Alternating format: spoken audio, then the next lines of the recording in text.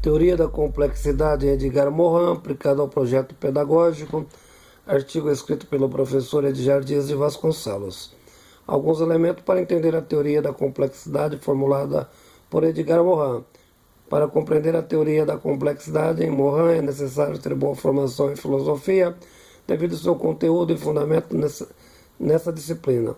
Um trabalho exuberante, base para o conhecimento dos princípios da teoria da complexidade, aplicada às diversas ciências.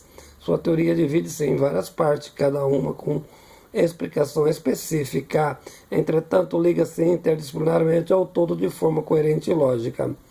Auxilia o leitor com maior eficiência no entendimento da teoria da complexidade.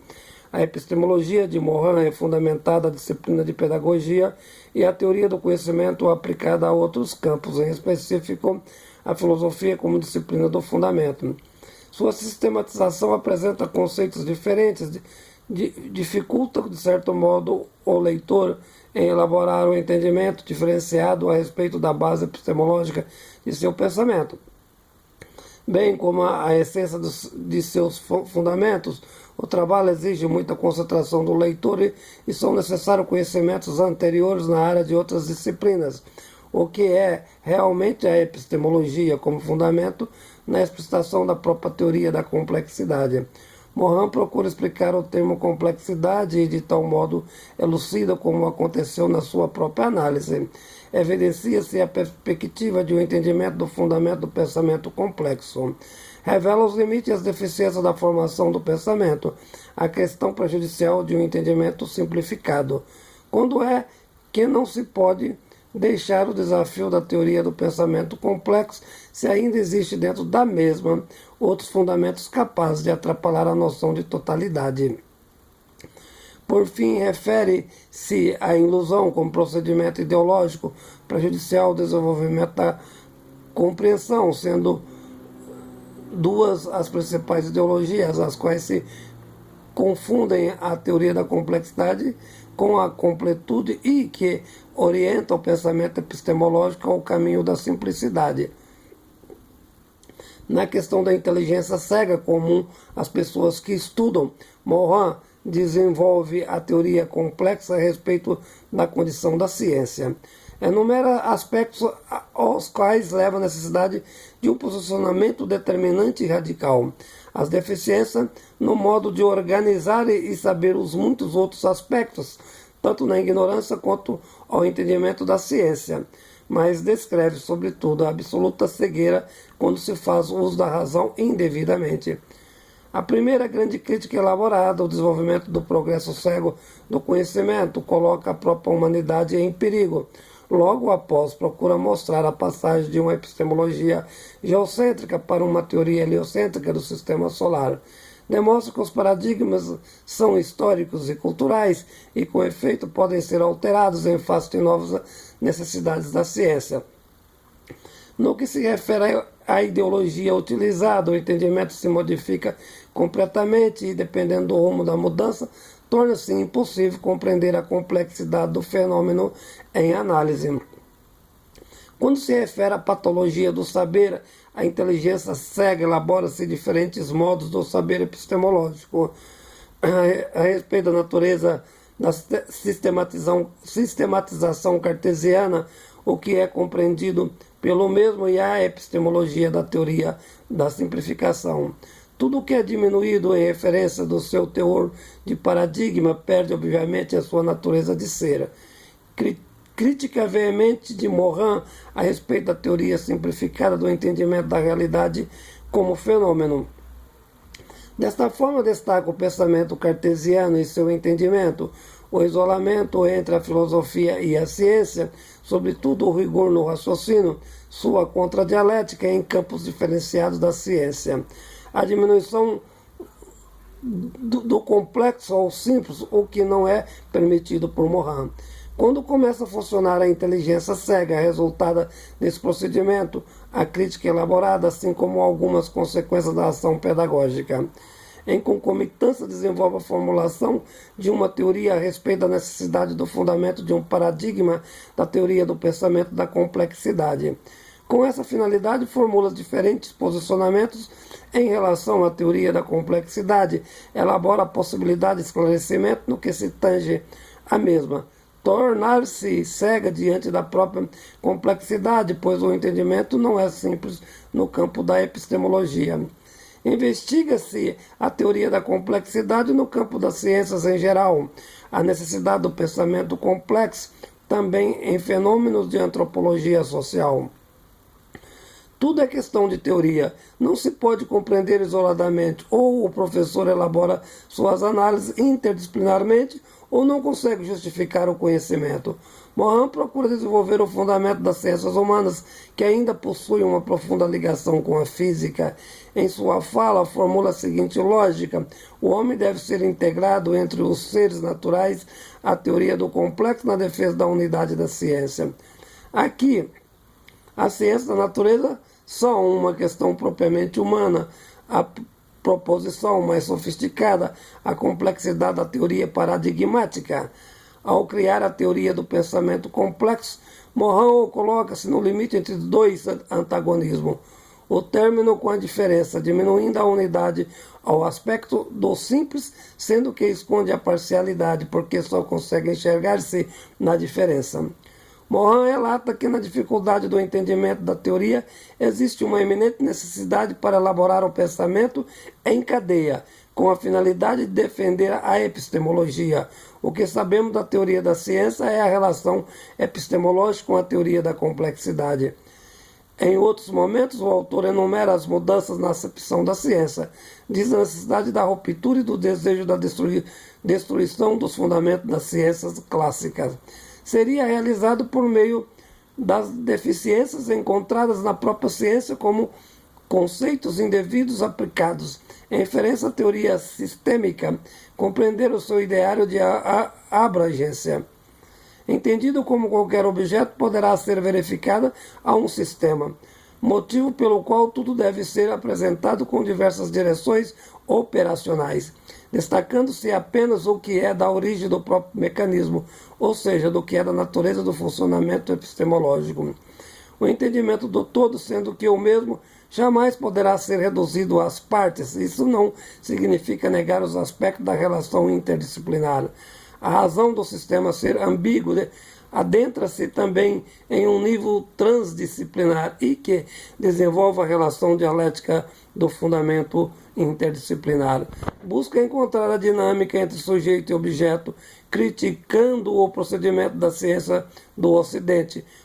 Propõe a retirada positivista do sujeito, a herança de Descartes e a dualidade entre o sujeito e o objeto. Não há uma relação de proporcionalidade na construção do conhecimento na perspectiva da teoria da complexidade.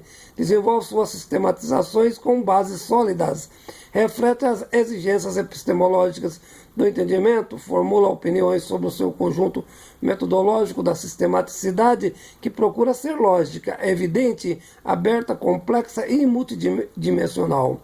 Não é apenas doutrinal no seu fundamento negativo. Desenvolve-se a teoria do conhecimento aberta às incertezas. A complexidade sempre esteve num processo contínuo de separação de si mesma. A única coisa permanente é a construção do saber. A possibilidade de unificar as ciências, no entanto, não é cabível a não ser no campo da física, mesmo assim com muito cuidado. Relembro que o valor da unificação não poderá ser uma generalização reducionista. Reflete o caminho transdisciplinar, critica a ciência tradicional e desenvolve a ideia da possibilidade de integração de outras realidades, não mais importantes no campo da ciência. Nesse aspecto naturalmente inovador, desmistifica a epistemologia, mostra que a ciência não é perfeita, caminha por noções de erros, afirma-se pela verificação dos mesmos, quando a teoria da complexidade não está apenas na ciência, mas também nas relações do cotidiano. Reflete contradições na visão científica, cita especificamente como, por exemplo, Laplace, Descartes e Newton, muito comuns aos equívocos no desenvolvimento do pensamento científico. Tal procedimento faz parte da história das ciências. Em consideração ao paradigma da simplicidade, entende-se que é primordial conhecê-lo para compreender a complexidade, enumera suas características, formula comentários sobre o conhecimento científico e o olhar simplificado. Descreve sobre o desejo da ciência e da visão complexa. Faz uso da física como exemplo na criação das leis e a incessante suposta ideia da unidade. Procura mostrar a existência da ordem e desordem no universo. Das diversas teorias, desenvolve o conceito de que existe de fato uma necessidade para unir o princípio da noção de ordem e desordem na dialética construtiva do mundo e de suas relações. Entretanto, é de certa forma um equívoco, pois a desordem faz parte da essência da ordem, sendo reconhecida como lei da física, com efeito lei natural. O desejo para ordenar os fenômenos, desordenado para a manutenção da ordem. A ciência sempre formulou tal perspectiva. Porém, a desordem é um fenômeno inequívoco aos fundamentos da natureza. Exemplo de leis naturais ligadas ao fenômeno da vida. Células que morrem e renovam para continuar exatamente a mesma, o processo de replicação na evolução. O princípio da contradição, nesse sentido, é o fundamento da ordem. Às vezes necessário a desordem para entender o sentido crítico da ordem e, com o mesmo, entende-se também o sentido não crítico da desordem. Morin formula uma crítica muito forte aos metafísicos por justificar elaborações místicas e fantasiosas do mundo. Por esse motivo, quando esses entendimentos influenciam ideologias antropológicas, prejudicam a compreensão da teoria da complexidade. A natureza comporta-se com harmonia, no entanto, a mesma está ligada à desarmonia. É desta forma que funciona a complexidade das teorias. Uma teoria simplificada da epistemologia não ajudaria no entendimento da complexidade das teorias. Defende a necessidade da auto-organização, critica o espiritualismo e o materialismo generalizados, redimensiona o entendimento a respeito do sujeito, procura colocá-lo no centro do mundo e ocupando seu lugar devido. O mundo só tem razão na sua existência quando o homem é o motivo de ser o sujeito desse mundo. Em razão, procura aumentar o conceito da autonomia humana, reflete a dependência para salvar a referida. Morin elucida a diferença entre as complexidades, mostra o fato fenomenológico da existência das diversas complexidades, na incompletude de cada uma, da constitucionalidade do próprio sistema como funcionamento diário. A elaboração crítica da visão clássica, na qual a contradição é a condição de erro. Entretanto, na teoria da complexidade, quando se atinge a realidade profunda, sendo aberta às modificações, as possibilidades são evidentes para o acerto, a condição epistemológica fundamental. Contrária a uma visão unidimensional nas ciências, particularmente as humanas e sociais, exemplifica-se com a economia, quando qualquer entendimento parcelado, especializado, esconde o aspecto particular da análise. O lado ideológico, toda visão minimizada é essencialmente pobre. O que acontece quando as ciências desenvolvem visões parceladas da análise, inclusive a teoria das complexidades. Nesse caso em específico, as epistemologias não conseguem fundar as teorias das ciências. Procura explicar os procedimentos que permitem conhecer o universo da teoria da complexidade. Primeiro, o fundamento racional da razão e a sua racionalização. Compreende a racionalidade como diálogo permanente com a realidade no entendimento da teoria do fundamento complexo. A racionalização já é um outro mecanismo condenado por ele a uma explicitação simplista que busca colocar a realidade num sistema coerente.